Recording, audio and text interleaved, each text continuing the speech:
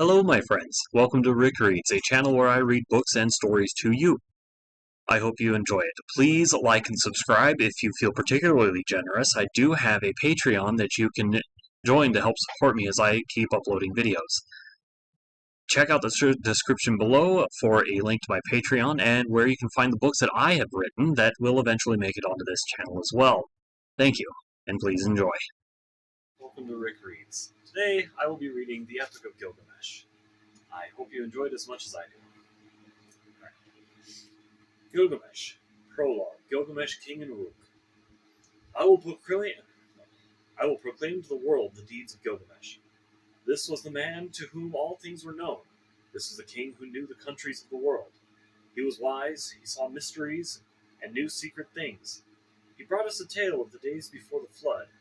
He went on a long journey, was weary, worn out with labor. Returning, he rested. He engraved on a stone the whole story. When the gods created Gilgamesh, they gave him a perfect body. Shamash, the glorious sun, endowed him with beauty. Adad, the god of the storm, endowed him with courage. And the great gods made his beauty perfect, surpassing all others, terrifying like a great wild bull. 2/3 they made him god and 1/3 man. In Uruk, he built walls, a great rampart, and the temple of blessed Eanna, for the god of the firmament, Anu, and for Ishtar, the goddess of love. Look at it still today. The outer wall where the cornice runs, it shines with the brilliance of copper, and the inner wall, it has no equal. Touch the threshold, it is ancient. Approach Eanna, the dwelling of Ishtar, our lady of love and war, the like of which no latter-day king, no man alive, can equal. Climb upon the wall of Uruk, walk along it, I say. Regard the foundation terrace and examine the masonry. Is it not burnt brick and good? The 7 sages laid the foundations. The coming of Enkidu. Gilgamesh went abroad in the world, but he met with none who could withstand his arms till he came to Uruk. But the men of Uruk muttered in their houses. Gilgamesh sounds the tocsin of his amusement. His arrogance has no bounds by day or night. No son is left with his father, for Gilgamesh takes them all, even the children. Yet the king should be a shepherd to his people. His lust leaves no virgin to her lover, neither the warrior's daughter nor the wife of the noble. Yet this is the shepherd of the city, wise, comely, and resolute. The gods heard their lament. The gods of heaven cried to the Lord of Uruk, to Anu and the god of Uruk. A goddess made him, strong as a savage bull. None can withstand his arms. No son is left with his father, for Gilgamesh takes them all. And is this the king, the shepherd of his people? His lust leaves no virgin to her lover, neither the warrior's daughter nor the wife of the noble. When Anu had heard their lamentations, the gods cried to Ururu, the goddess of creation.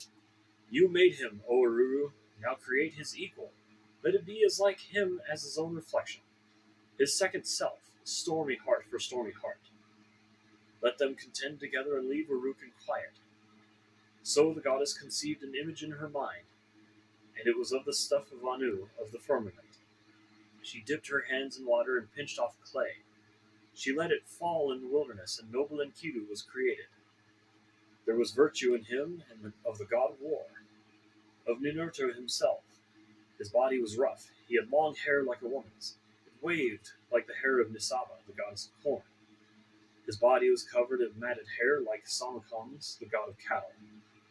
He was innocent of mankind. He knew nothing of the cultivated land. Enkidu ate grass in the hills with the gazelle and lurked with wild beasts at the waterholes. He had joy of the water with the herds of wild game. But there was a trapper who met him one day face to face at the drinking hole, for the wild game had entered his territory. On 3 days he met him face to face, and the trapper was frozen with fear. He went back to his house with the game he had caught, and he was dumb, benumbed with terror. His face was altered like that of one who has made a long journey. With awe in his heart he spoke to his father. Father, there is a man unlike any other who comes down from the hills. He is the strongest in the world. He is like an immortal from heaven. He ranges over the hills with the wild beasts, and he eats grass. He ranges through your land and comes down to the wells. I am afraid and dare not go near him. He fills in the pits which I dig and tears up my traps set for the game.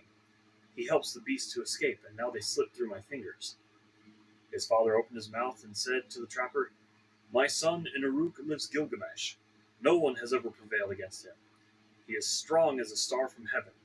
Go to Uruk, find Gilgamesh, extol the strength of this wild man. Ask him to give you a harlot, a wanton from the temple of love.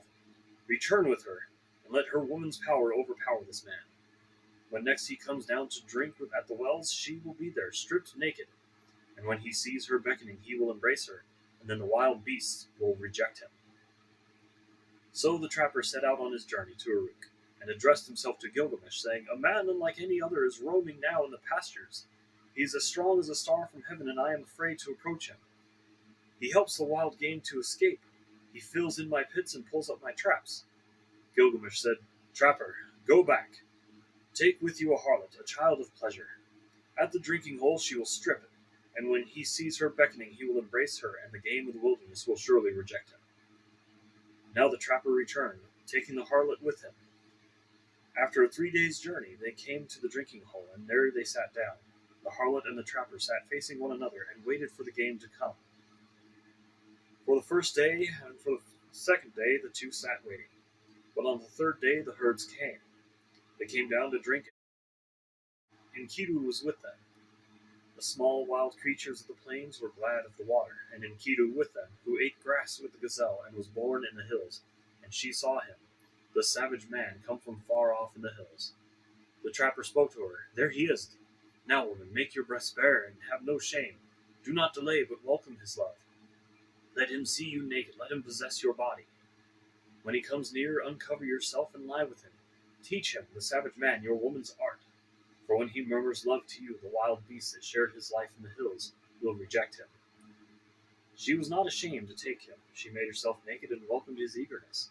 As she lay on her murmuring love, she taught him the woman's art. For 6 days and 7 nights they lay together, for Enkidu had forgotten his home in the hills. But when he was satisfied, he went back to the wild beasts. Then when the gazelle saw him, they bolted away. When the wild creatures saw him, they fled.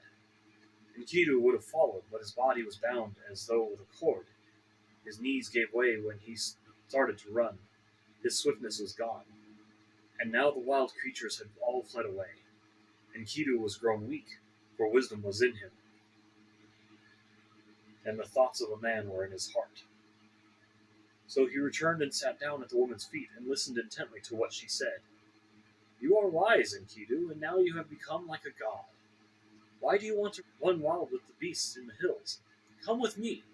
I will take you to strong-walled Uruk, to the blessed temple of Ishtar and of Anu, of love and of heaven, where Gilgamesh lives, who is very strong, and like a wild bull he lords it over men." When she had spoken, Enkidu was pleased. He longed for a comrade, for one who would understand his heart. "Come, woman, and take me to that holy temple, to the house of Anu and of Ishtar, and to the place where Gilgamesh lords it over the people.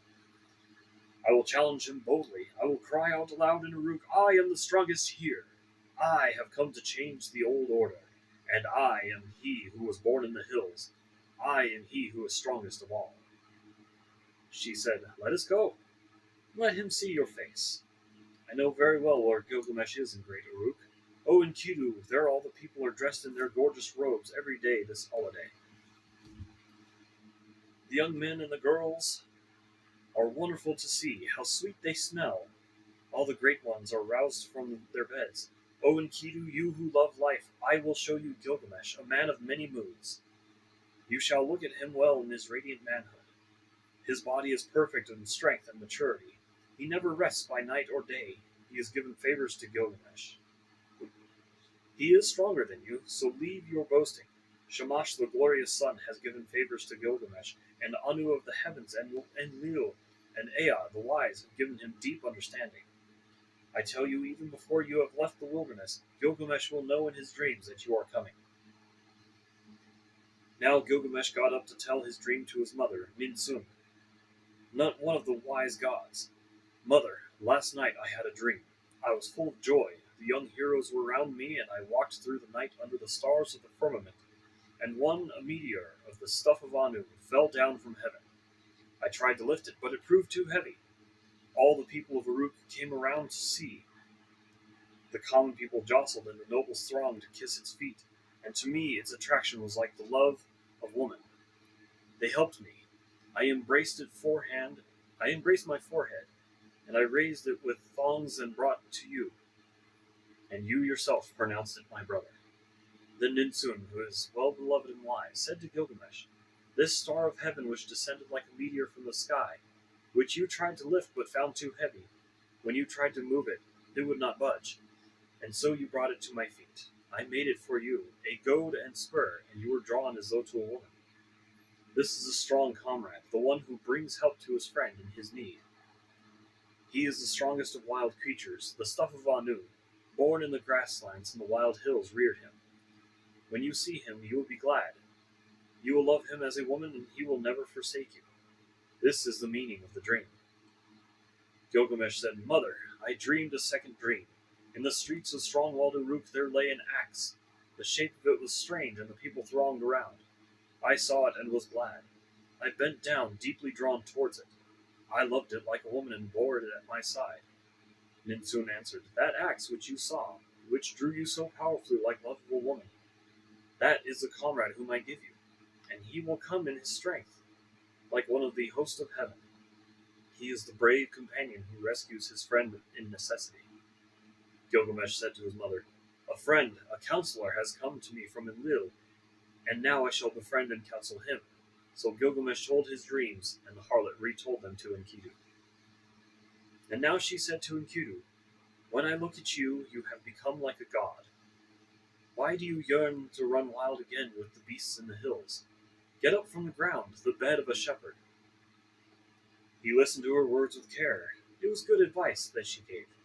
She divided her clothing in two, and the one half she clothed him, and with the other herself. And holding his hand, she led him like a child to the sheepfolds, into the shepherds' tents. There all the shepherds crowded around to see him. They put down bread in front of him, but Enkidu could only suck the milk of wild animals. He fumbled and gasped, at a loss what to do or how he should eat the bread and drink the strong wine. And when the woman said, "Enkidu, eat the bread, it is the staff of life. Drink the wine, it is the custom of the land." So he ate till he was full and drank strong wine, 7 goblets. He became merry, and his heart exulted, and his face shone. He rubbed down the matted hair of his body and anointed himself with oil. Enkidu had become a man. But when he had put on man's clothing, he appeared like a bridegroom. He took arms to hunt the lion, so that shepherds could rest at night. He caught wolves and lions when the herdsmen lay down in peace, for Enkidu was their watchman, that strong man who had no rival. He was merry living with the shepherds, till one day, lifting his eyes, he saw a man approaching. He said to the harlot, "Woman, fetch that man here. Why has he come? I wish to know his name." She went and called the man, saying, "Sir, where are you going in this weary journey?" The man answered, saying to Enkidu, "Gilgamesh has gone into the marriage house, and shut out the people. He does strange things in Uruk, the city of great streets. At the roll of the drum, work begins for the men, and work for the women. Gilgamesh the king is about to celebrate marriage with the Queen of Love, and he still demands to be first with the bride, the king to be first and the husband to follow, for that was ordained by the gods from his birth, from the time the umbilical cord was cut. But now the drums roll for the choice of the bride, and the city groans." At these words, Enkidu turned white in the face. "I will go to the place where Gilgamesh lords it over the people. I will challenge him boldly, and I will cry aloud in Uruk, 'I have come to change the old order, for I am the strongest here.'" Now Enkidu strode in front of the woman, followed behind. He entered Uruk, that great market, and all the folk thronged around him where he stood in the street, in strong-walled Uruk. The people jostled, speaking of him. They said, "He is the spit of Gilgamesh. He is shorter. He is bigger of bone. He is the one who was reared on the milk of wild beasts. He is the greatest strength." The men rejoiced. Now Gilgamesh has met his match. This great one, this hero whose beauty is like a god. He is a match even for Gilgamesh. In Uruk, the bridal bed was made fit for the goddess of love. The bride waited for the bridegroom, but in the night Gilgamesh got up and came to the house. Then Enkidu stepped out. He stood in the street and blocked the way. Mighty Gilgamesh came on, and Enkidu met him at the gate. He put out his foot and prevented Gilgamesh from entering the house. So they grappled, holding each other like bulls. They broke the doorposts and the walls shook. They snorted like bulls locked together. They shattered the doorposts and the walls shook. Gilgamesh bent his knee with his foot planted on the ground, and with a turn Enkidu was thrown. Then immediately his fury died. When Enkidu was thrown, he said to Gilgamesh, "There is not another like you in the world. Ninsun, who is as strong as the wild oxen in the byre. She was the mother who bore you, and now you are raised above all men. And Enlil has given you the kingship, for your strength surpasses the strength of men." So Enkidu and Gilgamesh embraced, and their friendship was sealed. The Forest Journey. Enlil of the mountain, the father of the gods, had decreed the destiny of Gilgamesh. So Gilgamesh dreamed, and Enkidu said, "The meaning of the dream is this: the father of the gods has given you kingship. Such is your destiny. Everlasting life is not your destiny. Because of this, do not be so sad at heart. Do not be grieved or oppressed. He has given you power to bind and to loose, to be the darkness and the light of mankind. He has given you unexampled supremacy over the people, victory in battle, from which no fugitive returns, in forays and assaults from which there is no going back. But do not abuse this power. Deal justly with your servants in the palace. Deal justly before Shamash." The eyes of Enkidu were full of tears, and his heart was sick. He sighed bitterly, and Gilgamesh met his eye and said, "My friend, why do you sigh so bitterly?" But Enkidu opened his mouth and said, "I am weak. My arms have lost their strength. The cry of sorrow sticks in my throat. I am oppressed by idleness." It was then that the Lord Gilgamesh turned his thoughts to the country of the living, on the land of cedars, and Lord Gilgamesh reflected. He said to his servant Enkidu, "I have not established my name stamped in bricks as my destiny decreed. Therefore I will go to the country where the cedar is felled. I will set up my name in the place where the names of famous men are written, and where no man's name is written yet. I will raise a monument to the gods. Because of the evil that is in the land, we will go to the forest and destroy the evil. For in the forest lives Humbaba, whose name is Hugeness, a ferocious giant." But Enkidu sighed bitterly and said, "When I went with the wild beasts ranging through the wilderness, I discovered the forest. Its length is 10,000 leagues in every direction. Enlil has appointed Humbaba to guard it and armed him in sevenfold terrors. Terrible to all flesh is Humbaba. When he roars is like the torrent of the storm. His breath is like fire, and his jaws are death itself. He guards the cedar so well that when the wild heifer stirs in the forest, though she is 60 leagues distant, he hears her. What man would willingly walk into that country and explore its depths? I tell you, weakness overpowers whoever goes near it. It is not an equal struggle when one fights with Humbaba. He is a great warrior, a battering ram. Gilgamesh, the watchman of the forest, never sleeps." Gilgamesh replied, "Where is the man who can clamber to heaven? Only the gods live forever with glorious Shamash. But as for us men, our days are numbered. Our occupations are a breath of wind. How is this? Already you are afraid. I will go first, although I am your lord, and you may safely call out, 'Forward! There is nothing to fear.' Then if I fall, I leave behind me a name that endures. Men will say to me, 'Gilgamesh has fallen in fight with ferocious Humbaba.' Long after the child has been born in my house, they will say it, and remember." Enkidu spoke again to Gilgamesh, "O my lord, if you will enter that country, go first to the hero Shamash.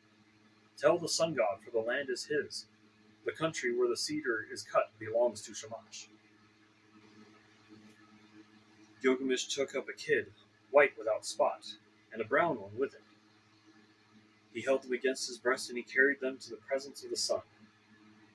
He took in his hand his silver scepter, and he said to glorious Shamash, "I am going to that country, O Shamash. I am going, my hands supplicate, so let it be well with my soul, and bring me back the quay of Uruk. Grant, I beseech, your protection, and let the omen be good." Glorious Shamash answered, "Gilgamesh, you are strong, but what is the country of the living to you? O Shamash, hear me, Shamash. Let my voice be heard. Here in the city man dies oppressed at heart. Man perishes with despair in his heart. I have looked over the wall, and I see the bodies floating on the river. And that will be my lot also. Indeed, I know it is so, for whoever is tallest among men cannot reach the heavens, and the greatest cannot encompass the earth. Therefore I would enter that country, because I have not established my name stamped in brick as my destiny decreed. I will go to the country where the cedar is cut. I will set up my name where the names of famous men are written, and where no man's name is written, I will raise a monument to the gods. The tears ran down his face, and he said, Alas, it is a long journey that I must take to the land of Humbaba. If this enterprise is not to be accomplished, why did you move me, Shamash, with the restless desire to perform it? How can I succeed if you will not succor me? If I die in that country, I will die without rancor. But if I return, I will make a glorious offering of gifts and of praise to Shamash. So Shamash accepted the sacrifice of his tears. Like the compassionate man, he showed him mercy. He appointed strong allies for Gilgamesh, sons of one mother, and stationed them in the mountain caves. The great winds he appointed, the north wind, the whirlwind, the storm and the icy wind, the tempest and the scorching wind. Like vipers, like dragons, like a scorching fire, like a serpent that freezes the heart, a destroying flood and the lightning fork. Such were they, and Gilgamesh rejoiced. He went to the forge and said, I will give orders to the armorers. They shall cast us our weapons while we watch them. So they gave orders to the armorers, and the craftsmen sat down in conference. They went into the groves of the plain and cut willow and boxwood. They cast for them axes of 90 pounds, and great swords they cast with blades of 60 pounds each one, with pommels and hilts of 30 pounds. They cast for Gilgamesh the axe Might of the Heroes, and the bow of Anshan. And Gilgamesh was armed in Enkidu, and the weight of the arms they carried was 30 pounds. The people collected, and the counselors in the streets and the marketplace of Uruk. They came through the gate of 7 bolts, and Gilgamesh spoke to them in the marketplace. I, Gilgamesh, go to see that creature of whom such things are spoken, the rumor of whose name fills the world. I will conquer him in this cedar wood, and show the strength of the sons of Uruk. All the world shall know of it. I am committed to this enterprise, to climb the mountain, to cut down the cedar, and leave behind me an enduring name. The counselors of Uruk, the great market, answered him, Gilgamesh, you are young. Your courage carries you too far. You cannot know what this enterprise means which you plan. We have heard that Humbaba is not like men who die. His weapons are such that none can stand against them. The forest stretches for 10,000 leagues in every direction. Who would willingly go down to explore its depths? As for Humbaba, when he roars, it is like the torrent of a storm. His breath is like fire, and his jaws are death itself. Why do you crave to do this thing, Gilgamesh? It is no equal struggle when one fights with Humbaba, that battering ram. When he heard these words of the counselors, Gilgamesh looked at his friend and laughed. How shall I answer them? Shall I say I am afraid of Humbaba? I will sit at home all the rest of my days? Then Gilgamesh opened his mouth again and said to Enkidu, My friend, let us go to the great palace, to Egelma, and stand before Ninsun the queen. Ninsun is wise with deep knowledge. She will give us counsel for the road we must go. They took each other by the hand as they went to Egelma, and they went to Ninsun the great queen. Gilgamesh approached. He entered the palace and spoke to Ninsun. Ninsun, will you listen to me? I have a long journey to go to the land of Humbaba. I must travel an unknown road and fight a strange battle. From the day I go until I return, till I reach the cedar forest and destroy the evil which Shamash abhors, pray for me to Shamash. Ninsun went into her room. She put on a dress becoming to her body. She put on jewels to make her breast beautiful. She placed a tiara on her head, and her skirts swept the ground. Then she went up to the altar of the sun, standing upon the roof of the palace. She burnt incense and lifted her arms to Shamash as the smoke ascended. O Shamash, why did you give this restless heart to Gilgamesh, my son? Why did you give it? You have moved him, and now he sets out on a long journey to the land of Humbaba, to travel an unknown road and fight a strange battle. Therefore, from the day that he goes till the day he returns, until he reaches the cedar forest, until he kills Humbaba and destroys the evil thing which you, Shamash, abhor, do not forget him. But let the dawn, Ea, your dear bride, remind you always, and when day is done, give him to the watchman of the night to keep him from harm." Then Ninsun, the mother of Gilgamesh, extinguished the incense, and she called to Enkidu with exhortation. "Strong Enkidu, you are not the child of my body, but I will receive you as my adopted son.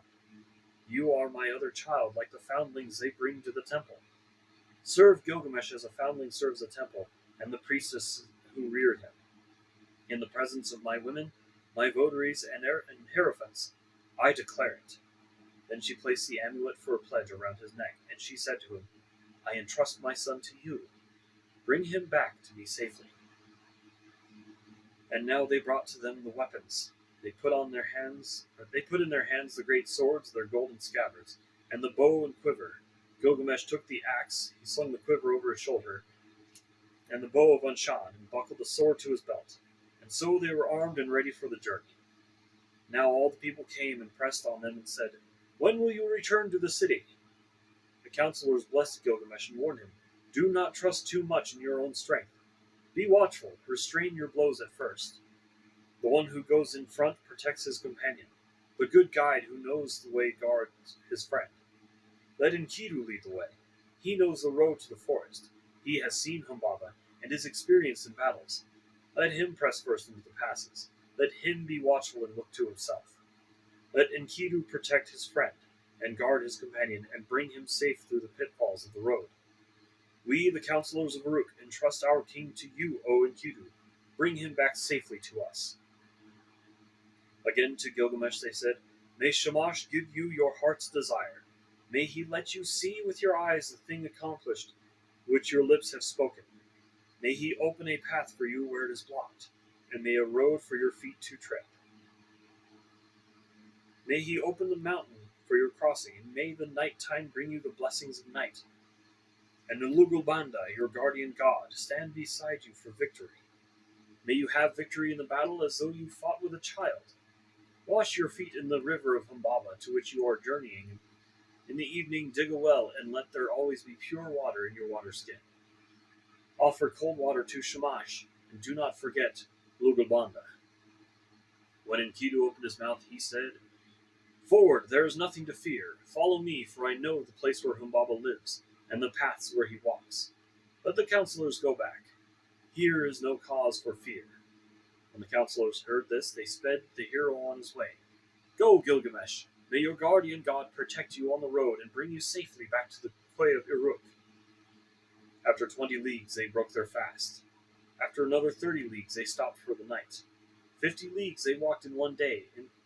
In 3 days, they had walked as much as a journey of a month. And 2 weeks. They crossed 7 mountains before they came to the gate of the forest. Then Enkidu called out to Gilgamesh, "Do not go down into the forest." "When I opened the gate, my hand lost its strength." Gilgamesh answered him, "Dear friend, do not speak like a coward. Have we got the better of so many dangers and traveled so far to turn back at last? You who are tried in wars and battles, hold close to me now, and you will feel no fear of death. Keep beside me and your weakness will pass. The trembling will leave your hand. Would my friend rather stay behind? No, we will go down together into the heart of the forest. Let your courage be roused by the battle to come. Forget death and follow me, a man resolute in action. But one who is not foolhardy.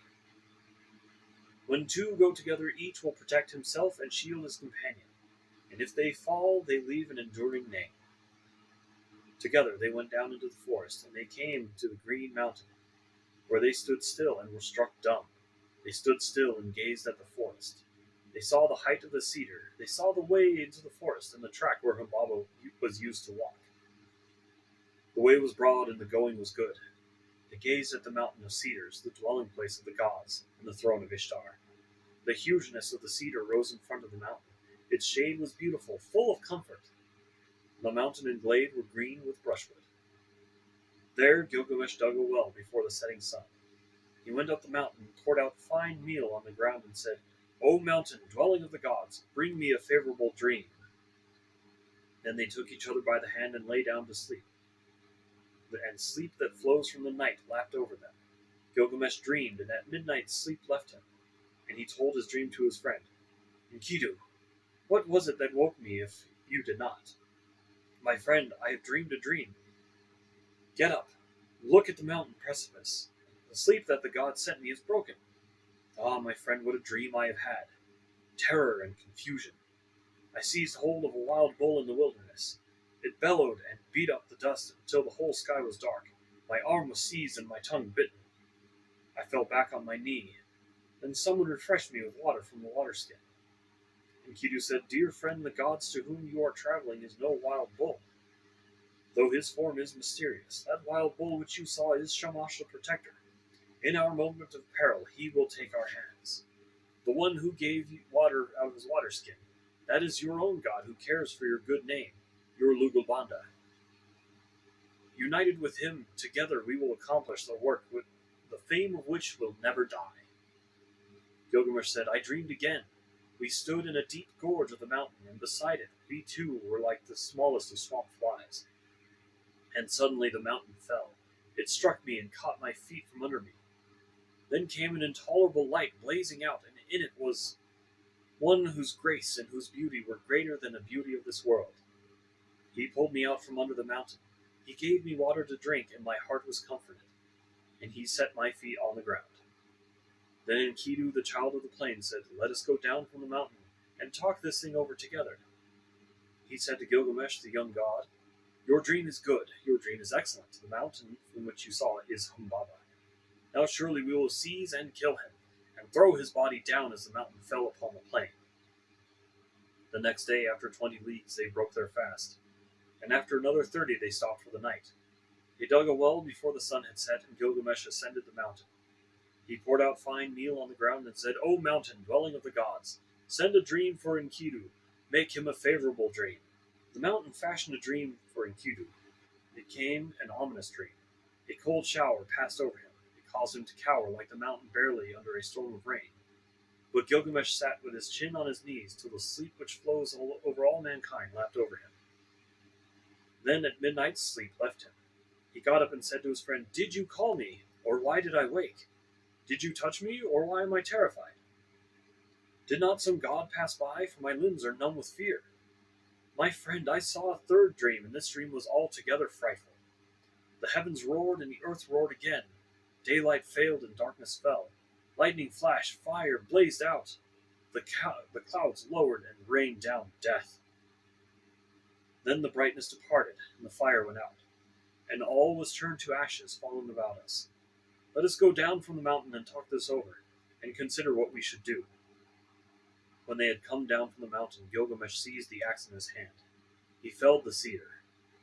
When Humbaba heard the noise far off, he was enraged. He cried out, Who is this that has violated my woods and cut down my cedar? But glorious Shamash called to them out of the heaven, Go forward, do not be afraid.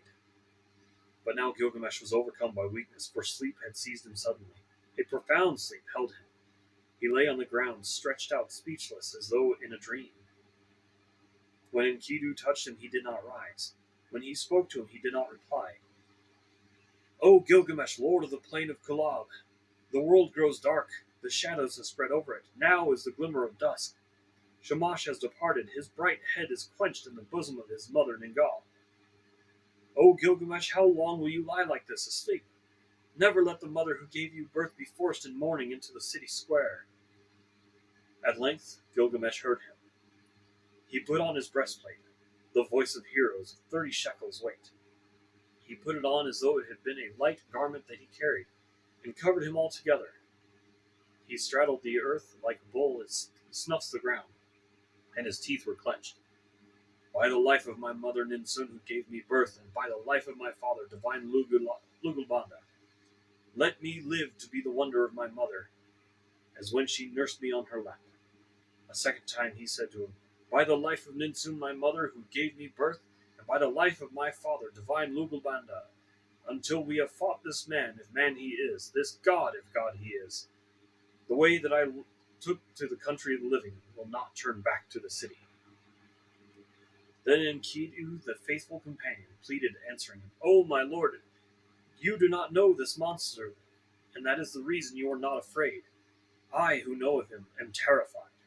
His teeth are dragon's fangs, his countenance is like a lion. His charge is the rushing of the flood. With his look he crushes alike the trees of the forest and reeds of the swamp. Oh, my lord, you may go on if you choose into this land, but I will go back to the city. I will tell the lady your mother all your glorious deeds till she shouts for joy, and then I will tell the death that followed till she weeps for bitterness. But Gilgamesh said, Immolation and sacrifice are not yet for me. The boat of the dead shall not go down, nor the three-ply cloth be cut for my shrouding. Not yet will my people be desolate, nor the pyre be lit in my house and my dwelling burnt on the fire. Today give me your aid, and you shall have mine. What then can go amiss for us two? All living creatures born of flesh shall sit at last in the boat of the west, and when it sinks, when the boat of Magellan sinks, they are gone. But we shall go forward and fix our eyes on this monster. If your heart is fearful, throw away fear. If there is terror in it, throw away terror. Take your axe in your hand and attack. He who leaves the fight unfinished is not at peace. Humbaba came out from his strong house of cedar. Then Enkidu called out, O Gilgamesh, remember now your boast in Uruk. Forward, attack, son of Uruk. There is nothing to fear. When he heard these words, his courage rallied. He answered, Make haste, close in. If the watchman is here, do not let him escape to the woods, where he shall vanish. He has put on the first of his 7 splendors, but not yet the other 6. Let us trap him before he is armed. Like a raging wild bull, he snuffed the ground. The watchman of the woods turned full of threatenings. He cried out. Humbaba came from his strong house of cedar. He nodded at his head and shook it, menacing Gilgamesh, and on him he fastened his eye, the eye of death. Then Gilgamesh called to Shamash, and his tears were flowing. O glorious Shamash, I have followed the road you commanded, but now if you send no succor, how shall I escape? Glorious Shamash heard his prayer, and he summoned the great wind, the north wind, the whirlwind, the storm, and the icy wind, the tempest and the scorching wind. They came like dragons, like a scorching fire, like a serpent that freezes the heart, a destroying flood, and a lightning's fork. The 8 winds rose up against Humbaba.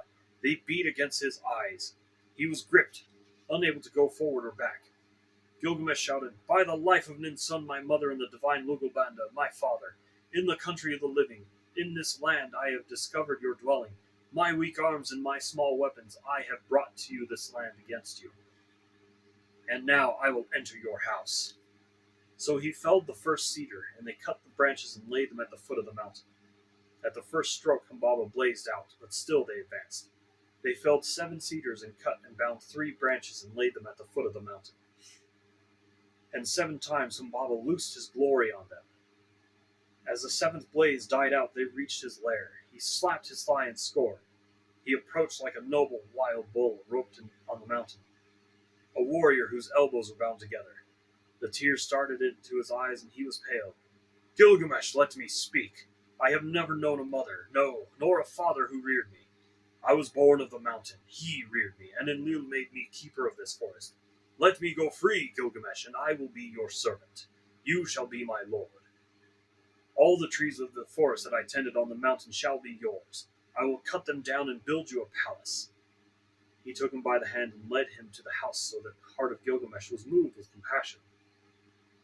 He swore by the heavenly life, by the earthly life, by the underworld itself.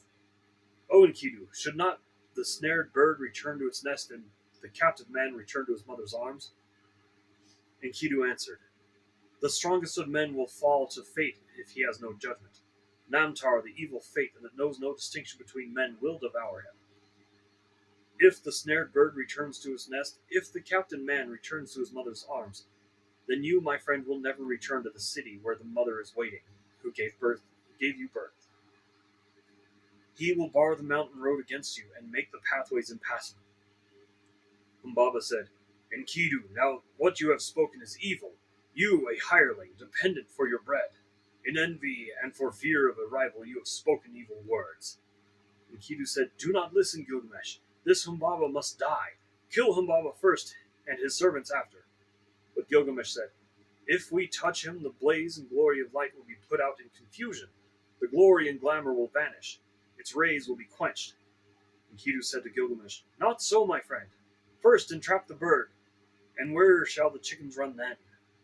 Afterwards we can search out the glory and the glamour when the chicks run distracted through the grass. Gilgamesh listened to the word of his companion. He took the axe in his hand, drew the sword from his belt, and he struck Humbaba with a thrust of the sword to the neck, and Enkidu, his comrade, struck the second blow. At the third blow, Humbaba fell.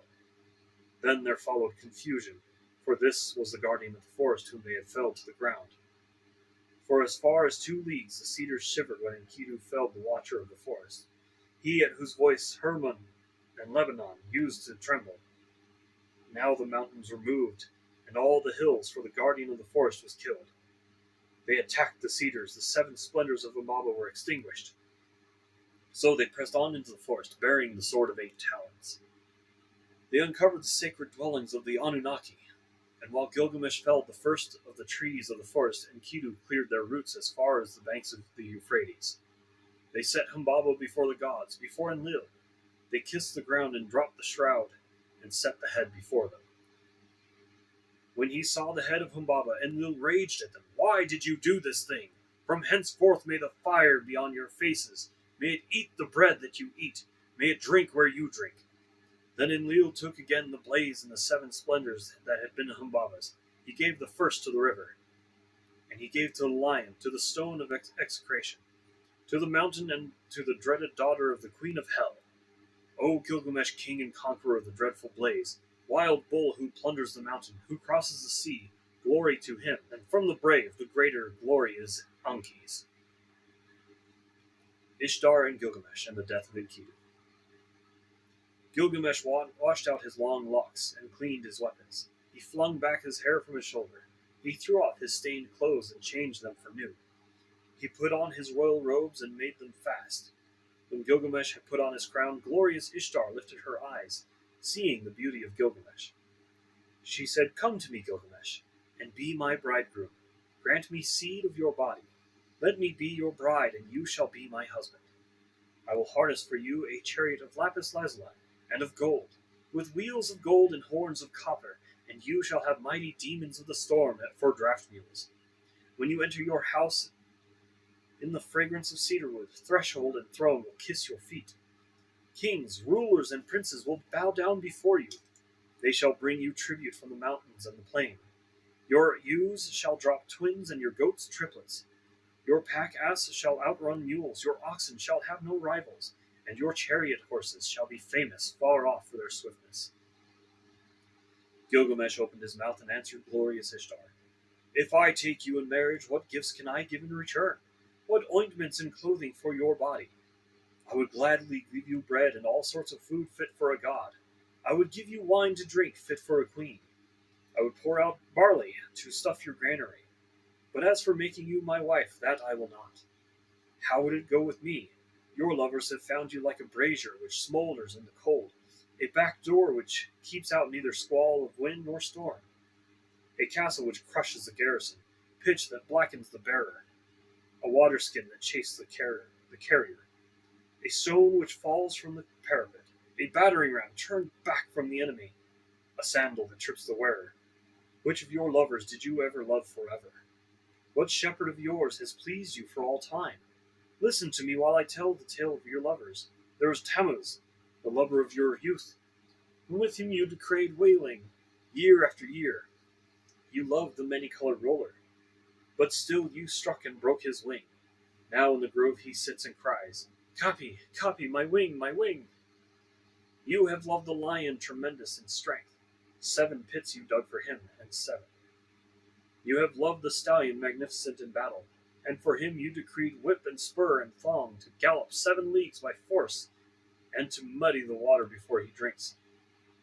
And for his mother Silili, lamentations. You have loved the shepherd of the flock. He made meal cake for you day after day. He killed kids for your sake. You struck and turned him into a wolf. Now his own herd boys chase him away. His own hounds worry his flanks. And did you not love Ishulanu, the gardener of your father's palm grove? He brought you baskets filled with dates without end.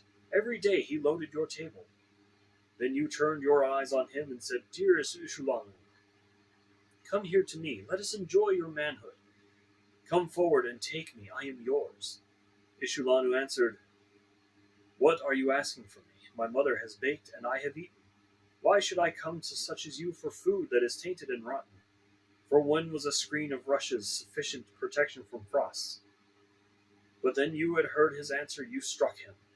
He was changed to a blind mole deep in the earth, one whose desire is always beyond his reach. And if you and I should be lovers, should not I be served in the same fashion as all those others whom you loved once?" When Ishtar heard this, she fell into a bitter rage. She went up to high heaven. Her tears poured down in front of her father, Anu, and Antum, her mother. She said, "My father, Gilgamesh, has leaped insults on me. He has told over all my abominable behavior, my foul and hideous acts." Anu opened his mouth and said, "Are you a father of gods? Did not you quarrel with Gilgamesh the king, so now he has related your abominable behavior, your foul and hideous acts?" Ishtar opened her mouth and said again, "My father, give me the bull of heaven to destroy Gilgamesh. Fill Gilgamesh, I say, with arrogance to his destruction.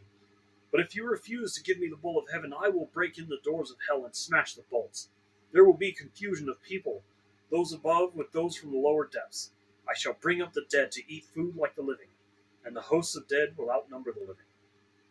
Anu said to great Ishtar, "If I do what you desire, there will be 7 years of drought throughout Uruk, when corn will be seedless husks. Have you saved grain enough for the people and grass for the cattle?" Ishtar replied, "I have saved grain for the people, grass for the cattle. For 7 years of seedless husks there is grain and there is grass enough." When Anu heard what Ishtar had said, he gave her the bowl of heaven, to lead by the halter down to Uruk. When they reached the gates of Uruk, the bull went to the river. With his first snort, cracks opened in the earth, and 100 young men fell down to death. With his second snort, cracks opened, and 200 fell down to death. With his third snort, cracks opened, and Kidu doubled over, but instantly recovered. He dodged aside and leaped on the bull and seized it by the horns. The bull of heaven foamed in his face. It brushed him with the lick of its tail. And Kidu cried to Gilgamesh, "My friend, we boasted that we would leave enduring names behind us. Now, thrust in your sword between the nape and the horns." So Gilgamesh followed the bull. He seized the thick of its tail. He thrust the sword between the nape and the horns and slew the bull. When they had killed the bull of heaven, they cut out its heart and gave it to Shamash, and the brothers rested. But Ishtar rose up and mounted the great wall of Uruk. She sprang onto the tower and uttered a curse. "Woe to Gilgamesh, for he has scorned me in killing the bull of heaven." When Enkidu heard these words, he tore out the bull's right thigh and tossed it in her face, saying, "If I could lay my hands on you, it is this I should do to you, and lash the entrails to your side." Then Ishtar called together her people, the dancing and singing girls, the prostitutes of the temple, the courtesans. Over the thigh of the bull of heaven she set up lamentation. But Gilgamesh called the smiths and the armorers, all of them together. They admired the immensity of the horns. They were plated with lapis lazuli 2 fingers thick.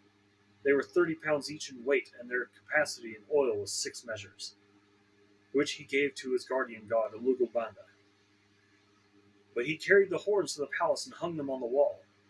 When they washed their hands in the Euphrates, they embraced each other and went away. They drove through the streets of Uruk, where the heroes were gathered to see them. And Gilgamesh called to the singing girls, "Who is most glorious of the heroes? Who is most eminent among them?" "Gilgamesh is the most glorious of heroes. Gilgamesh is most eminent among men." And now there was feasting and celebrations and joy in the palace, till the heroes lay down, saying, "Now we will rest for the night." When the daylight came, Enkidu got up and cried to Gilgamesh, "Oh, my brother, such a dream I had last night." Anu, Enlil, Ea, and heavenly Shamash took counsel together, and Anu said to Enlil, "Because they have killed the bull of heaven, and because they have killed Humbaba who guarded the cedar mountain, one of the 2 must die." Then glorious Shamash answered the hero Enlil, "It was by your command they killed the bull of heaven and killed Humbaba, and must Enkidu die although innocent?" Enlil flung around in rage at glorious Shamash. "You dare to say this, you who went about with them every day like one of themselves." So Enkidu laid stretched out before Gilgamesh. His tears ran down in streams, and he said to Gilgamesh, "O my brother, so dear as you are to me, brother, yet they will take me from you." Again he said, I must sit down on the threshold of the dead, and never again will I see my dear brother with my eyes. While Enkidu lay alone in his sickness, he cursed the gate as though it was living flesh. You there, wood of the gate, dull and insensible, witless! I searched for you for over 20 leagues until I saw the towering cedar. There is no wood like you in our land. 72 cubits high and 24 wide. The pivot and the ferrule and the jambs are perfect. A master craftsman from Nippur has made you. But oh, if I had known the conclusion, if I had known that this was all the good that would come of it, I would have raised the axe and split you into little pieces and set up here a gate of wattle instead. Ah, if only some future king had brought you here, or some god had fashioned you. Let him obliterate my name and write his own, and the curse shall fall on him instead of on Enkidu. With the first brightening of dawn, Enkidu raised his head and wept before the sun god. In the brilliance of the sunlight, his tears streamed down. Sun god, I beseech you, about that vile trapper, and that trapper of nothing, because of whom I was to catch less than my comrade. Let him catch least, make his game scarce, make him feeble. Taking the smaller of every share, let his quarry escape from his nets. When he had cursed the trapper to his heart's content, he turned on the harlot. He was roused to curse her also. As for you, woman, with a great curse I curse you. I will promise you a destiny to all eternity. My curse shall come on you soon and sudden. You shall be without a roof for your commerce, for you shall not keep house and with other girls in the tavern, but do your business in places fouled by the vomit of the drunkard. Your hire will be potter's earth. Your thievings will be flung to the hovel. You will sit at the crossroads in the dust of potter's quarter. You will make your bed in the dunghill at night, and by day take your stand in the wall's shadow. Brambles and thorns will tear your feet. The drunk and the dry will strike your cheek, and your mouth will ache. Let you be stripped of your purple dyes, for I too, once in the wilderness with my wife, had all the treasure I wished. When Shamash heard the words of Enkidu, he called to him from heaven, Enkidu, why are you cursing the woman, the mistress who taught you to eat bread fit for gods and drink the wine of kings? She who put upon you a magnificent garment, did she not give you glorious Gilgamesh for your companion? And has not Gilgamesh, your own brother, made you rest on a royal bed and recline on a couch at his left hand? He has made the princes of the earth kiss your feet, and now all the people of Uruk lament and wail over you. When you are dead, he will let his hair grow long for your sake. He will wear a lion's pelt and wander through the desert. When Enkidu heard glorious Shamash, his angry heart grew quiet. He called back to the curse and said, Woman, I promise you another destiny. The mouth which cursed you shall bless you. Kings, princes, and nobles shall adore you. On your account, a man, though 12 miles off, will clap his hand to his thigh, and his hair will twitch. For you, he will undo his belt and open his treasure, and you shall have your desire. Lapis lazuli, gold, and carnelian from the heap in the treasury. A ring for your hand and a robe shall be yours. The priest will lead you into the presence of the gods. On your account, a wife, a mother of 7, was forsaken. As Enkidu slept alone in his sickness, in bitterness of spirit, he poured out his heart to his friend. It was I who cut down the cedar, I who leveled the forest, I who slew Humbaba, and now see what has become of me. Listen, my friend. This is the dream I dreamed last night. The heavens roared, and earth rumbled back in answer. Between them stood I before an awful being, the somber-faced man-bird. He had directed on me his purpose. His was a vampire face. His foot was a lion's foot. His hand was an eagle's talon. He fell on me, and his claws were in my hair. He held me fast, and I smothered. Then he transformed me so that my arms became wings covered with feathers. He turned his stare towards me, and he led me away to the palace of Irkalla, the queen of darkness, to the house from which none who enters ever returns, down the road from which there is no coming back. There is the house whose people sit in darkness. Dust is their food, and clay their meat. They are clothed like birds with wings for covering. They see no light, they sit in darkness.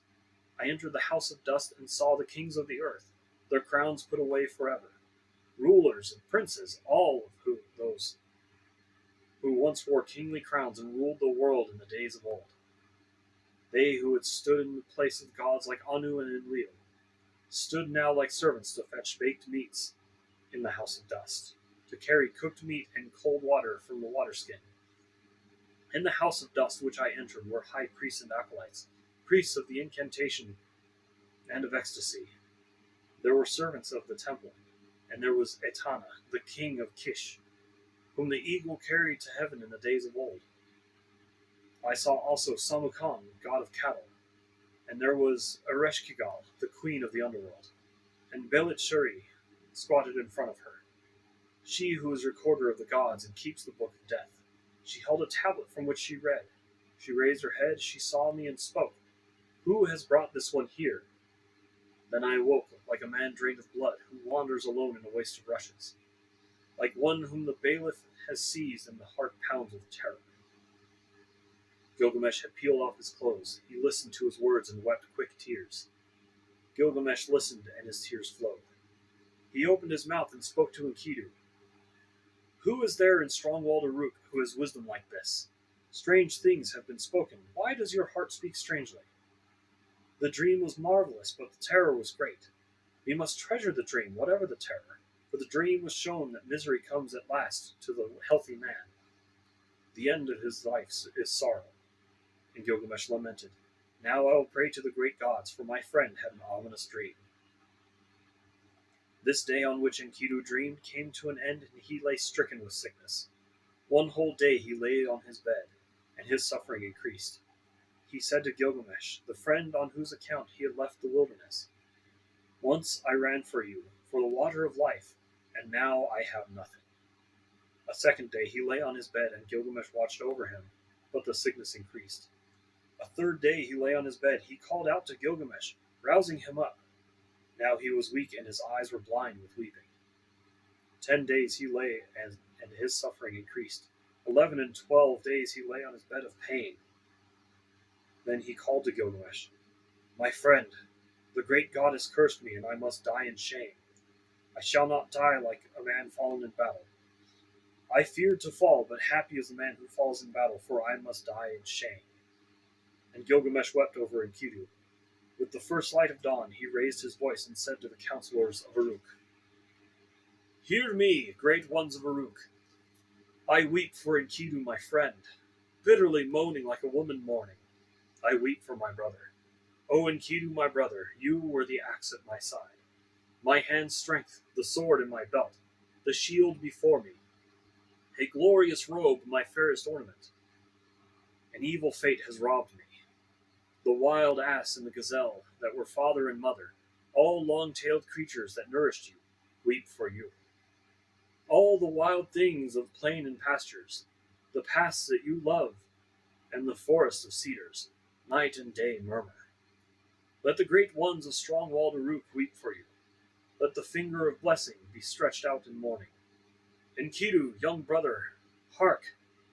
There is an echo through all country, like a mother mourning. Weep all the paths where we walked together, and the beasts we hunted, and bear and hyena, tiger and panther, leopard and lion, the stag and the ibex, and the bull and the doe. The river along whose banks we used to walk weeps for you, Ula of Elam and dear Euphrates. Where once we drew water for the water skins, the mountain we climbed where we slew the watchman, weeps for you. The warriors of strong-walled Uruk, where the bull of heaven was killed, weep for you. All the people of Eridu weep for you, Enkidu. Those who brought grain for your eating mourn for you now. Who rubbed oil on your back mourn for you now. Who poured beer for your drinking mourn for you now. The harlot who anointed you with fragrant ointment laments for you now. The women of the palace who brought you a wife, a chosen ring of good advice, lament for you now. And the young men, your brothers, as though they were women, go long-haired in mourning. What is this sleep which holds you now? You are lost in the dark and cannot hear me. He touched his heart, but it did not beat, nor did he lift his eyes again. When Gilgamesh touched his heart, it did not beat, so Gilgamesh laid a veil, as one veils the bride over his friend. He began to rage like a lion, like a lioness robbed of her whelps. This way and that he paced around the bed. He tore out his hair and strewed it around. He dragged off his splendid robes and flung them down as though they were abominations. In the first light of dawn, Gilgamesh cried out, "I made you rest on a royal bed. You reclined on a couch at my left hand. The princes of the earth kissed your feet. I will cause all the people of Uruk to weep over you and raise the dirge of the dead. The joyful people will stop with sorrow. And when you have gone to the earth, I will let my hair grow long for your sake. I will wander through the wilderness in the skin of a lion." The next day, also in the first light, Gilgamesh lamented. 7 days and 7 nights he wept for Enkidu, until the worm fastened on him. Only then he gave him up to the earth, for the Anunnaki, the judges, had seized him. Then Gilgamesh issued a proclamation through the land. He summoned them all, and the coppersmiths, the goldsmiths, the stoneworkers, and commanded them, "Make a statue of my friend." The statue was fashioned with a great weight of lapis lazuli for the breast and of gold for the body. A table of hard wood was set out, and on it a bowl of carnelian filled with honey, a bowl of lapis lazuli filled with butter. These he exposed and offered to the sun, and weeping, he went away. The search for everlasting life. Bitterly, Gilgamesh wept for his friend Enkidu. He wandered over the wilderness as a hunter. He roamed over the plains. In his bitterness he cried, "How can I rest? How can I be at peace? Despair is in my heart. What my brother is now, that shall I be when I am dead. Because I am afraid of death, I will go as best I can to find Utnapishtim, whom they call the Faraway, for he has entered the assembly of the gods." So Gilgamesh traveled over the wilderness. He wandered over the grasslands, a long journey, in search of Utnapishtim, whom the gods took after the deluge, and they set him to live on the land of Dunu, in the garden of the sun, and to whom alone of men they gave everlasting life. At night, when he came to the mountain passes, Gilgamesh prayed, "In these mountain passes long ago I saw lions. I was afraid, and I lifted my eyes to the moon. I prayed, and my prayers went up to the gods. So now, O moon god Sin, protect me." When he had prayed, he lay down to sleep until he was woken from out of a dream. He saw the lions round him, glorying in life. Then he took his axe in hand. He drew his sword from his belt, and he fell upon them like an arrow from the string, and struck and destroyed and scattered them. So at length Gilgamesh came to Mashu, the great mountains about which he had heard many things, which guard the rising and the setting sun. Its twin peaks are as high as the wall of heaven, and its paps reach down to the underworld. At its gate the scorpions stand guard, half man, half dragon. Their glory is terrifying. Their stare strikes death into men. Their shimmering halo sweeps the mountains that guards the rising sun. When Gilgamesh saw them, he shielded his eyes for the length of a moment only. Then he took courage and approached. When they saw him so undismayed, the man-scorpion called to its mate, "This one who comes to us now is flesh of the gods." The mate of the man-scorpion answered, "2/3 is God, but 1/3 is man." And he called to the man Gilgamesh. He called to the child of the gods, "Why have you come so great a journey? For what have you traveled so far, crossing the dangerous waters? Tell me the reason of your coming." Gilgamesh answered, "For Enkidu. I loved him dearly. Together we endured all kinds of hardship. On his account I have come, for the common lot of man has taken him. I have wept for him day and night. I would not give up his body for burial. I thought my friend would come back because of my weeping. Since he went, my life is nothing. That is why I have traveled here, in search of Utnapishtim, my father. For men say he has entered the assembly of the gods and has found everlasting life. I have a desire to question him concerning the living and the dead." The man-scorpion opened his mouth and said, speaking to Gilgamesh, "No man born of woman has done what you have asked. No mortal man has gone into the mountain. The length of its 12 leagues of darkness. In it there is no light, but the heart is oppressed with darkness. From the rising of the sun to the setting of the sun there is no light." Gilgamesh said, "Although I should go on in sorrow and in pain, with sighing and weeping, still I must go. Open the gate of the mountain." And the man-scorpion said, "Go, Gilgamesh. I permit you to pass through the mountain of Mashu, and through the high ranges. May your feet carry you safely home. The gate of the mountain." is open. When Gilgamesh heard this, he did as the man scorpion had said. He followed the sun's road to his rising through the mountain. When he had gone 1 league, the darkness became thick around him, for there was no light. He could see nothing ahead and nothing behind him. After 2 leagues, the darkness was thick and there was no light. He could see nothing ahead and nothing behind him.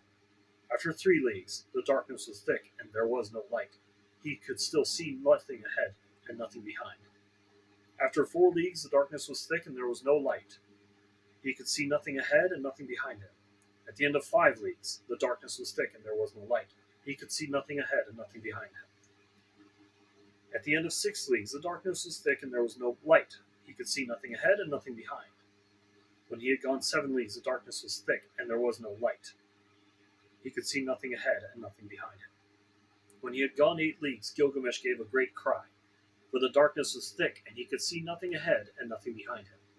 After 9 leagues, he felt the north wind on his face, but the darkness was thick and there was no light. He could see nothing ahead and nothing behind him. After 10 leagues, the end was near. After 11 leagues, the dawn light appeared. At the end of 12 leagues, the sun streamed out. There was the garden of gods. All around him stood bushes bearing gems. Seeing it, he went down at once, for there was fruit of carnelian with the vine hanging from it, beautiful to look at. Lapis lazuli leaves hung thick with fruit sweet to see. For thorns and thistles there were hematite, and rare stones, agate and pearls out from the sea. While Gilgamesh walked in the garden by the edge of the sea, Shamash saw him, and he saw that he was dressed in the skins of animals, and ate their flesh. He was distressed, and he spoke and said, "No mortal man has gone this way before, nor will as long as the winds drive over the sea." And to Gilgamesh he said, "You will never find the life for which you are searching." Gilgamesh said to glorious Shamash, "Now that I have toiled and strayed so far over the wilderness, am I to sleep and let the earth cover my head forever? Let my eyes see the sun until they are dazzled with looking. Although I am no better than a dead man, still let me see the light of the sun." Beside the sea she lives, the woman of the vine, the maker of wine. Siduri sits in the garden at the edge of the sea, with the golden bowl and the golden vats that the gods gave her. She is covered with a veil, and where she sits she sees Gilgamesh coming towards her, wearing skins, the flesh of gods on his body, but despair in his heart, and his face like the face of one who has made a long journey. She looked, and as she scanned the distance, she said in her own heart, "Surely this is some felon. Where is he going now?" She barred her gate against him with the crossbar, or shot home the bolt.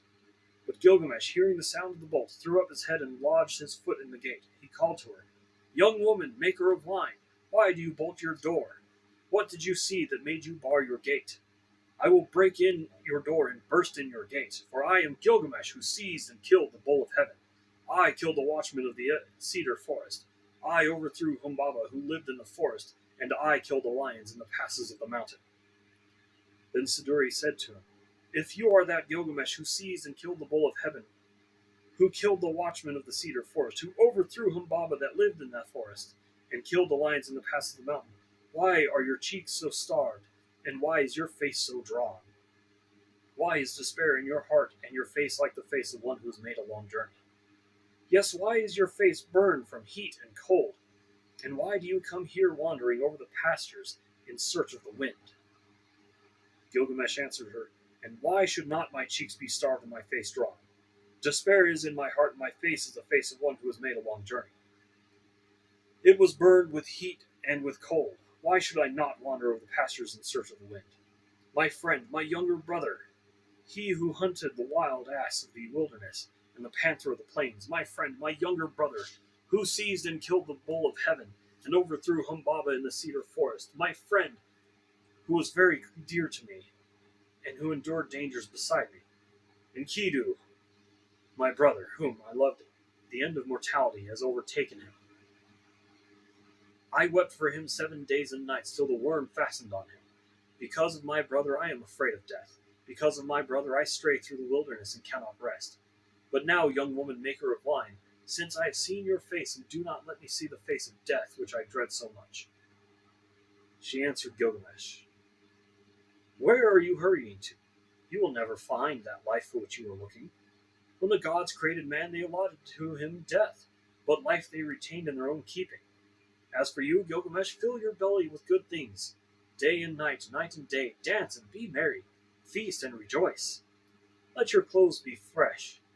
Bathe yourself in water, cherish the little child that holds your hand, and make your wife happy in your embrace, for this too is a lot of man. But Gilgamesh said to Siduri, the young woman, How can I be silent? How can I rest when Enkidu, whom I love, is dust, and I too shall die and be laid in the earth? You live by the seashore and look upon the heart of it. Young woman, tell me now, which is the way to Utnapishtim, the son of Ubaratutu? What directions are there for the passage? Give me directions. I will cross the ocean if it is possible.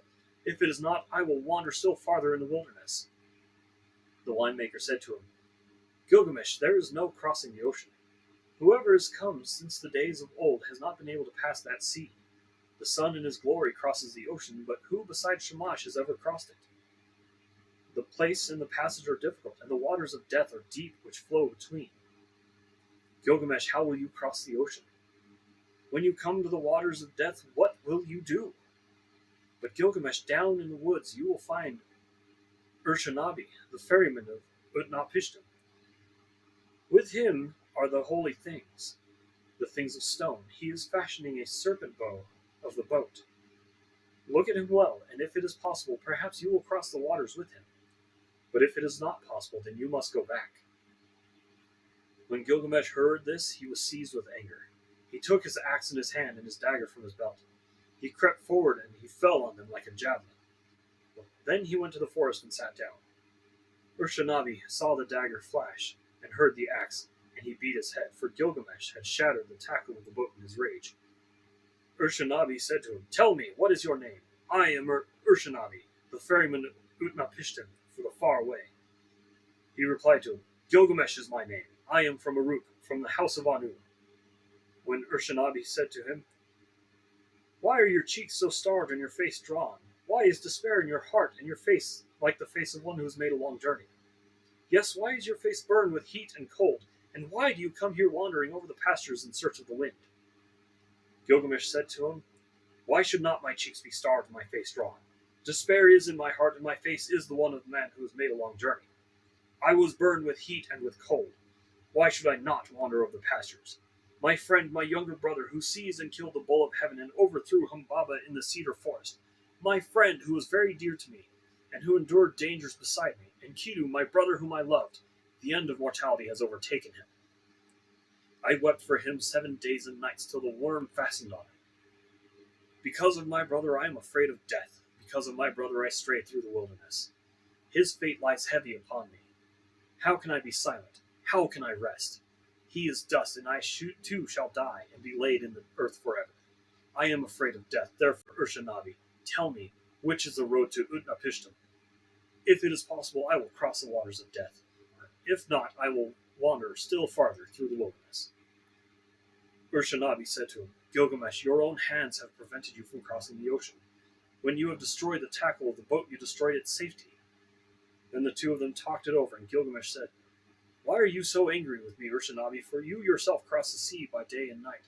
At all seasons you cross it. Gilgamesh, those things you destroyed, their property is to carry me over the water, to prevent the waters of death from touching me. It was for this reason that I preserved them. But you have destroyed them, and the Urnu snakes with them. But now go into the forest, Gilgamesh, with your axe cut poles 120. Cut them 60 cubits long, paint them with bitumen. Set on them ferrules and bring them back. When Gilgamesh heard this, he went into the forest. He cut poles 120. He cut them 60 cubits long. He painted them with bitumen and set them on ferrules. And he brought them to Urshanabi. Then they boarded the boat, Gilgamesh and Urshanabi together, launching it out on the waves of the ocean. For 3 days they ran on as it were a journey of a month and 15 days. And at last Urshanabi brought the boat to the waters of death. When Urshanabi said to Gilgamesh, Press on, take a pole and thrust it in, but do not let your hands touch the waters. Gilgamesh, take a second pole, take a third, take a fourth pole. Now Gilgamesh, take a fifth, take a sixth, and a seventh pole. Gilgamesh, take an eighth, and a ninth, and 10th pole. Gilgamesh, take an 11th, take a 12th pole. After 120 thrusts, Gilgamesh had used the last pole. Then he stripped himself. He held up his arms for a mast and his covering for a sail. So Urshanabi the ferryman brought Gilgamesh to Utnapishtim, whom they call the Faraway, who lives in Dilmun, at the place of the sun's transit, eastward of the mountain. To him alone of men the gods had given everlasting life. Now Utnapishtim, where he lay at ease, looked into the distance, and he saw in his heart, musing to himself, "Why does the boat still sail here without any tackle and mast? Why are the sacred stones destroyed, and why does the master not sail the boat? The man who comes is none of mine. Where I look, I see a man whose body is covered with skins of beasts. Who is this who walks up the shore behind Urshanabi? For surely he is no man of mine." So Utnapishtim looked at him and said, "What is your name, you who come here wearing the skins of beasts, with your cheeks starved and your face drawn? Where are you hurrying to now? For what reason have you made this great journey? Crossing the seas, whose passage is difficult. Tell me the reason of your coming." He replied, "Gilgamesh is my name. I am from Uruk, from the house of Anu." Then Utnapishtim said to him, "If you are Gilgamesh, why are your cheeks so starved and your face drawn? Why is despair in your heart and your face like the face of one who has made a long journey? Yes, why is your face burned with heat and cold? And why do you come here, wandering over the wilderness in search of the wind?" Gilgamesh said to him, "Why should not my cheeks be starved and my face drawn? Despair is in my heart, and my face is the face of one who has made a long journey. It was burned with heat and with cold. Why should I not wander over the pastures? My friend, my younger brother, who seized and killed the bull of heaven, and overthrew Humbaba in the cedar forest. My friend, who was very dear to me and endured dangers beside me. And Kidu, my brother, whom I loved, the end of mortality has overtaken him. I wept for him 7 days and nights, till the worm fastened on him. Because of my brother I am afraid of death. Because of my brother I stray through the wilderness. His fate lies heavy upon me. How can I be silent? How can I rest? He is dust, and I shall die also and be laid in the earth forever." Again Gilgamesh said, speaking to Utnapishtim, "It is to see Utnapishtim, whom we call the Far Away, that I have come this journey. For this I have wandered over the world, and I have crossed many difficult ranges. I have crossed the seas. I have wearied myself with traveling. My joints are aching. I have lost acquaintance with sleep, which is sweet. My clothes were worn out before I came to the house of Siduri. I have killed the bear and hyena, the lion and panther, and the tiger, the stag and the ibex, all sorts of wild game, and the small creatures of the pastures. I ate their flesh and I wore their skins, and that was how I came to the gate of the young woman, the maker of wine, who barred her gate of pitch and bitumen against me. But from her I had news of the journey. So then I came to Urshanabi the ferryman, and with him I crossed over the waters of death. O Father Utnapishtim, you who have entered the assembly of the gods, I wish to question you concerning the living and the dead. How shall I find the life for which I am searching?" Utnapishtim said, "There is no permanence. Do we build a house to stand forever? Do we seal a contract to hold for all time? Do brothers divide an inheritance to keep forever? Does the flood time of rivers endure? It is only the nymph of the dragonfly who sheds her larva and sees the sun in his glory. From the days of old there is no permanence. The sleeping and the dead, how alike they are! They are like painted death. What is there between the master and the servant, when both have fulfilled their doom? When the Anunnaki, the judges, come together, and the Mamatun, the mother of destinies, together they decree the fates of men. Life and death they allot, but the day of death they do not disclose." Then Gilgamesh said to Utnapishtim, the Far Away, "I look at you now, Utnapishtim, and your appearance is no different from mine. There is nothing strange in your features. I thought I should find you like a hero prepared for battle, but you lie here, taking your ease on your back. Tell me truly, how was it that you came to enter the company of the gods, and to possess everlasting life?"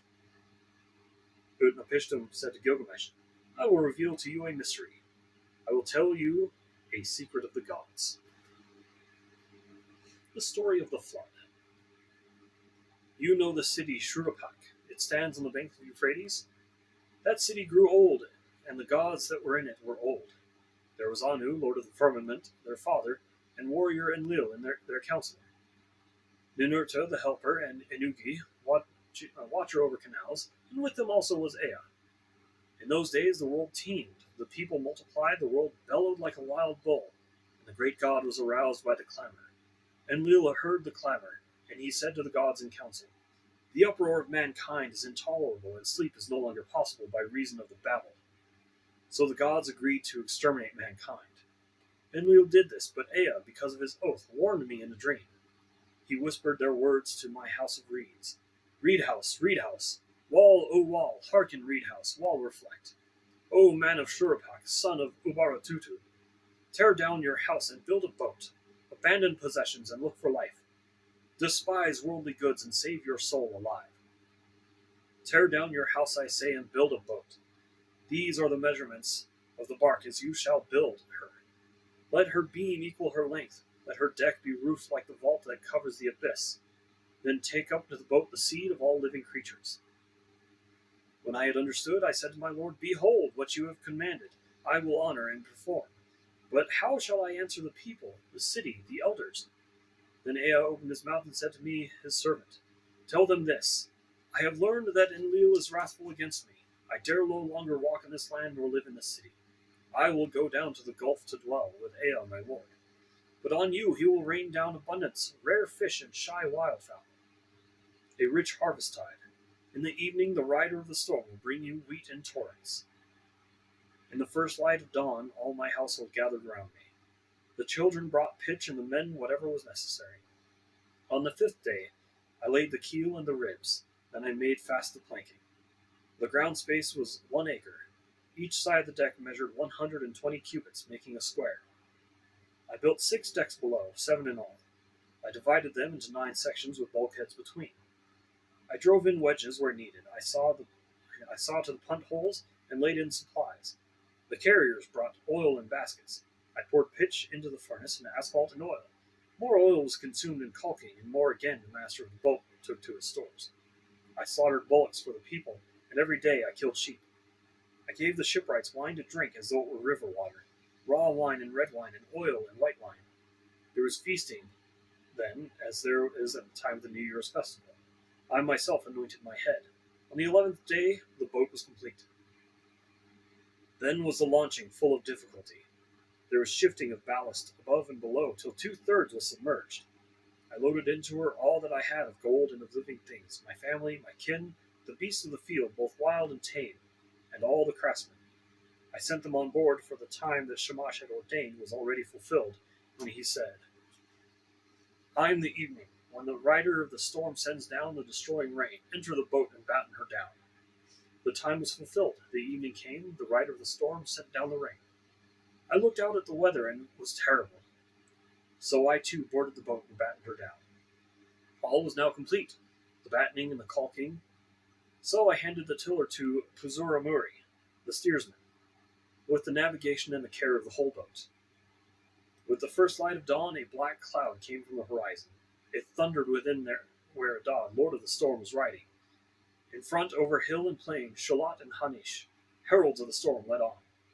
Then the gods of the abyss rose up. Nergal pulled out the dams of the nether waters. Ninurta, the warlord, threw down the dikes, and the 7 judges of hell, the Anunnaki, raised their torches, lighting the land with their livid flame. A stupor of despair went up to heaven when the god of the storm turned daylight to darkness, when he smashed the land like a cup. 1 whole day the tempest raged, gathering fury as it went. It poured over the people like the tides of battle. A man could not see his brother, nor the people be seen from heaven. Even the gods were terrified at the flood. They fled to the highest haven, the firmament of Anu. Even the gods were terrified of the flood. They fled to the highest heaven, the firmament of Anu. They crouched against the walls, cowering like curs. Then Ishtar, the sweet-voiced queen of heaven, cried out like a woman in travail. "Alas, the days of old are turned to dust because I commanded evil. Why did I command this evil in the council of all the gods? I commanded wars to destroy the people. But are they not my people, for I brought them forth? Now, like the spawn of fish, they float in the ocean." The great gods of heaven and of hell wept. They covered their mouths. For 6 days and 6 nights the winds blew. Torrent and tempest and flood overwhelmed the world. Tempest and flood raged together like warring hosts. When the 7th day dawned, the storm from the south subsided. The sea grew calm. The flood was stilled. I looked at the face of the world, and there was silence. All mankind was turned to clay. The surface of the sea stretched as flat as a rooftop. I opened a hatch, and the light fell on my face. Then I bowed low. I sat down, and I wept. The tears streamed down my face, for on every side was the waste of water. I looked for land in vain. For 14 leagues distant there appeared a mountain, and there the boat grounded. On the mountain of Nasir the boat held fast. She held fast and did not budge. One day she held, and a second day on the mountain of Nasir she held fast and did not budge. A third day and a fourth day she held fast on the mountain and did not budge. A fifth day and a sixth day she held fast on the mountain. When the seventh day dawned, I loosed a dove and let her go. She flew away, but finding no resting place, she returned. Then I loosed a swallow, and she flew away, but finding no resting place, she returned. I loosed a raven. She saw that the waters had retreated. She ate, she flew around, she cawed, and she did not come back. Then I threw everything open to the four winds. I made a sacrifice and poured out a libation to the mountaintop. 7 and again 7 cauldrons I set up on their stands. I heaped up wood and cane and cedar and mint and myrtle. When the gods smelled the sweet savor, they gathered like flies over the sacrifice. Then at last Ishtar also came. She lifted her necklace with the jewels of heaven that once Anu had made to please her. O you gods here present, by the lapis lazuli around my neck, I shall remember these days as I remember the jewels of my throat. These last days I shall not forget.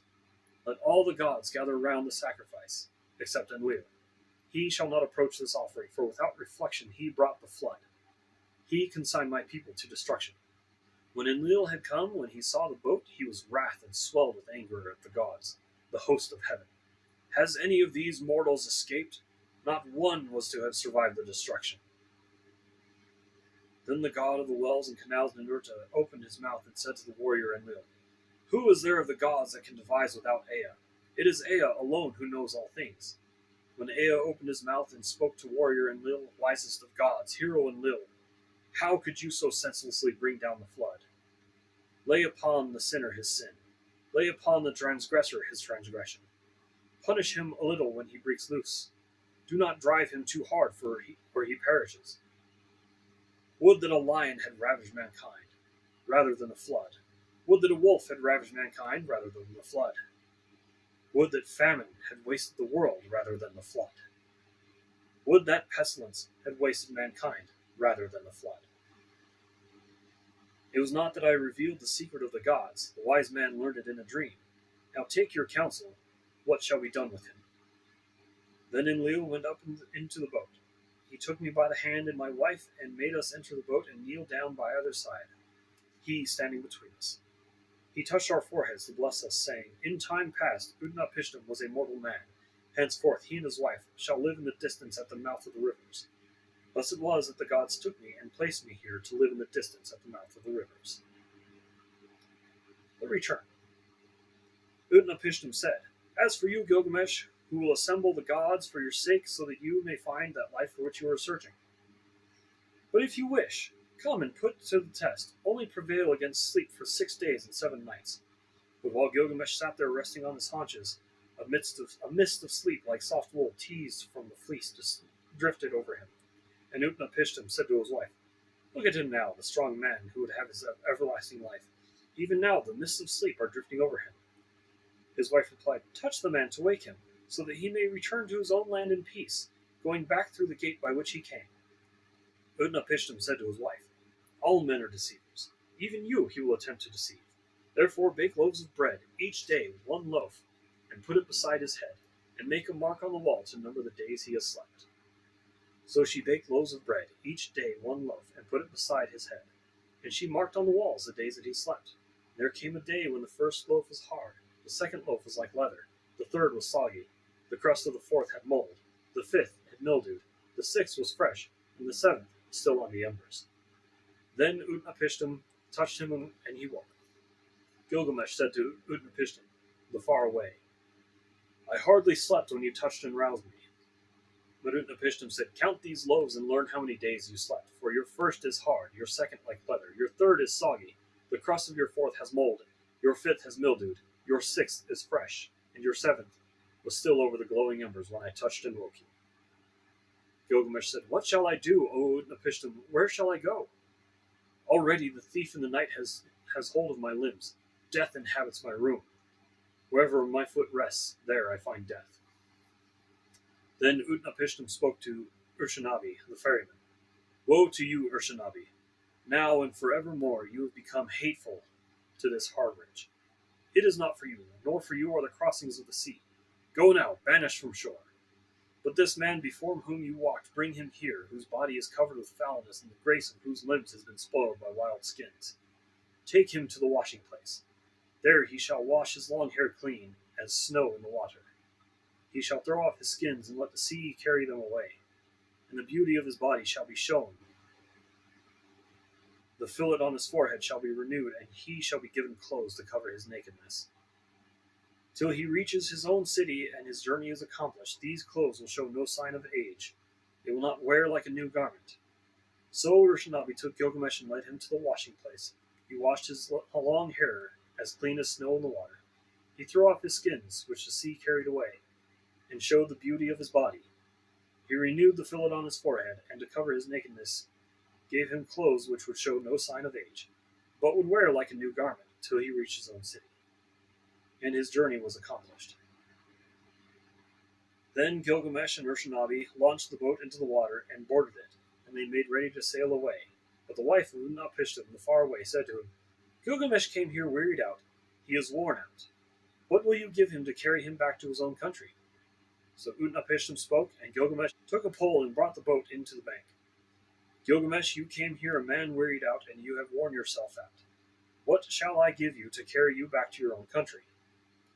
"Gilgamesh, I shall reveal a secret thing. It is a mystery of the gods that I am telling you. There is a plant that grows under the water. It has a prickle like a thorn, like a rose. It will wound your hands, but if you succeed in taking it, then your hands will hold that which restores his lost youth to a man." When Gilgamesh heard this, he opened the sluices so that sweet water current might carry him to the deepest channel. He tied heavy stones to his feet, and they dragged him down to the waterbed. There he saw the plant growing.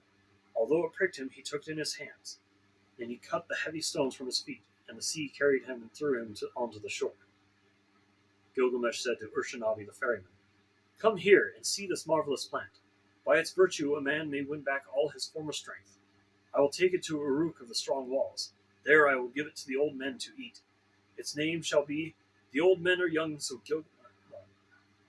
Its name shall be the old men are young again. And at last I shall eat it myself and have back all of my lost youth." So Gilgamesh returned by the gate through which he had come. Gilgamesh and Urshanabi went together. They traveled their 20 leagues, and then they broke their fast. After 30 leagues they stopped for the night. Gilgamesh saw a well of cool water, and he went down and bathed. But deep in the pool there was lying a serpent, and the serpent sensed the sweetness of the flower. It rose out of the water and snatched it away, and immediately it sloughed its skin and returned to the well. When Gilgamesh sat down and wept, the tears ran down his face, and he took the hand of Urshanabi.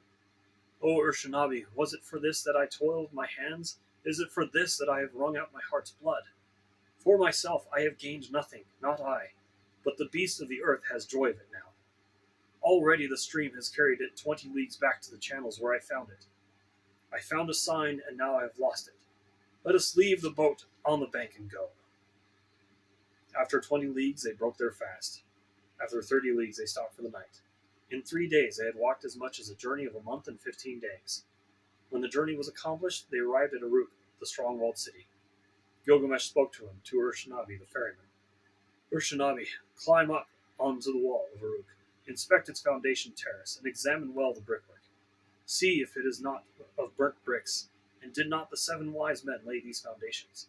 1/3 of the whole is city, 1/3 is garden, 1/3 is field, with the precinct of the goddess Ishtar.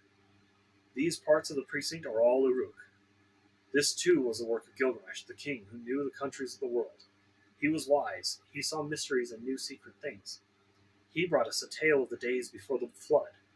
He went a long journey, was weary, worn out with labor, and returning engraved on a stone the whole story." The death of Gilgamesh. The destiny was fulfilled which the father of the gods, Enlil of the mountain, had decreed for Gilgamesh. In nether earth the darkness will show him a light. Of mankind all that are known. None will leave a monument for generations to come to compare with this. The heroes, the wise men, like the new moon, have their waxing and waning. Men will say, "Who has ever ruled with might and with power like him?" As in the dark month, the month of shadows, so without him there is no light. O Gilgamesh, this was the meaning of your dream. You were given the kingship. Such was your destiny. Everlasting life was not your destiny. Because of this, do not be sad at heart. Do not be grieved or oppressed. He has given you power to bind and to loose, to be the darkness and the light of mankind. He has given unexampled supremacy over the people, victory in battle from which no fugitive returns, in forays and assaults from which there is no going back. But do not abuse this power. Deal justly with your servants in the palace. Deal justly before the face of the sun. The king has laid himself down and will not rise again. The Lord of Kulab will not rise again. He overcame evil. He will not come again. Though he was strong of arm, he will not rise again. He had wisdom and a comely face. He will not come again. He is gone to the mountain. He will not come again. On the bed of fate he lies. He will not rise again. From the couch of many colors, he will not come again. The people of the city, great and small, are not silent. They lift up the lament. All men of flesh and blood lift up the lament. Fate has spoken. Like a hooked fish, he lies stretched on the bed, like a gazelle that is caught in a noose. Inhuman Namtar is heavy upon him. Namtar that has neither hand nor foot, that drinks no water and eats no meat. For Gilgamesh, son of Ninsun, they weighed out their offerings. His dear wife, his son, his concubine, his musicians, his jester, and all his household, his servants, his stewards, all who lived in the palace, weighed out their offerings for Gilgamesh, the son of Ninsun, the heart of Uruk. They weighed out their offerings to Ereshkigal, the queen of death, and to all the gods of the dead. To Namtar, who is fate, they weighed out the offering. Bread for Neti, the keeper of the gate. Bread for Ningizida, the god of the serpent, the lord of the tree of life. For Dumuzi also, the young shepherd. For Unki and Ninki, Endukuga and Nindukuga. For Enmul and Ninmul, all the ancestral gods, forebears of Enlil. A feast for Shulpe, the god of feasting. For Samukan, the god of herds. For the mother Ninhursag, and the gods of creation. For the hosts of heaven, priests and priestesses weighed out the offering of the dead. Gilgamesh, the son of Ninsun, lies in the tomb. At the palace of offerings he weighed the bread offering. At the place of libation he poured out the wine. In those days the Lord Gilgamesh departed, the son of Ninsun, the king, peerless, without any equal among men, who did not neglect Enlil his master. O Gilgamesh, Lord of Kulab, great is thy praise. And that, my friends, was the Epic of Gilgamesh. I hope you enjoyed it, and I hope you have a wonderful day.